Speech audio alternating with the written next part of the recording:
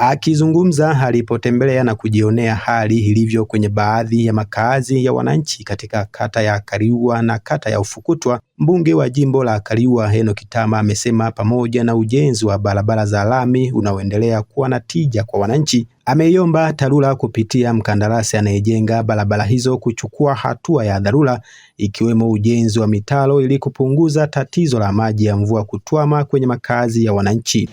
Of course baada ya mvua kunyesha tunafahamu mvua ni baraka.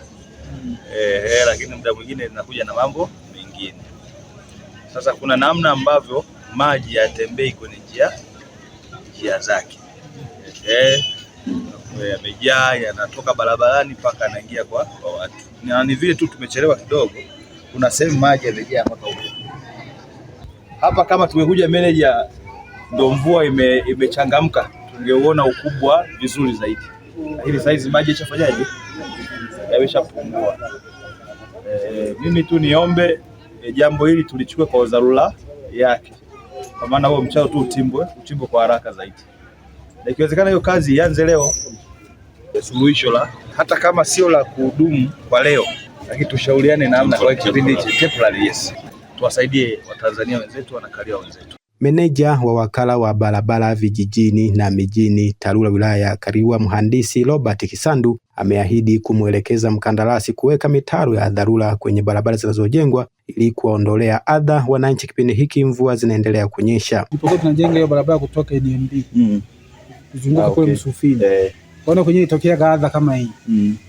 Tulichokifanya tulichimba mtaro ule wa wazi ili angalau maji sasa yeye yanapita. Tunaendelea kujenga. Sawa.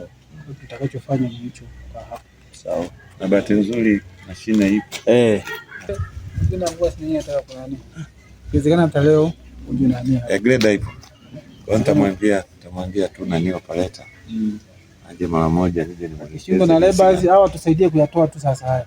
Kama miti. Hizi miti. Hayo hawezi. Kwa sababu maji yanayoingia kwa yanatoka huko. Yote yani yanayotoka kwetu yanatokea huko. Kwa hiyo tutatengeneza open drains.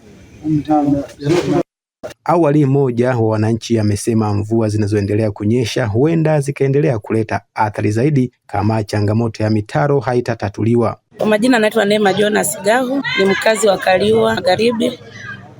Nimepata athari ya kubomolewa na nyumba kutokana na mvua inayoendelea. Mvua zinazoendelea bado ni kubwa sana. Watu wataendelea kupata athari kubwa ya miji yao kubomolewa na kuingiliwa maji ndani pia.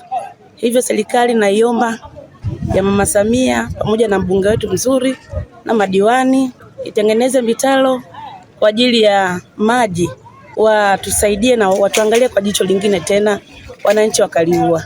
Tuendelee kuwapa ushirikiano watendaji wetu.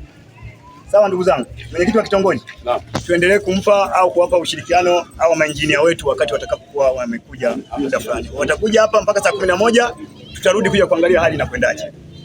Sawa ndugu zangu. Asante sana.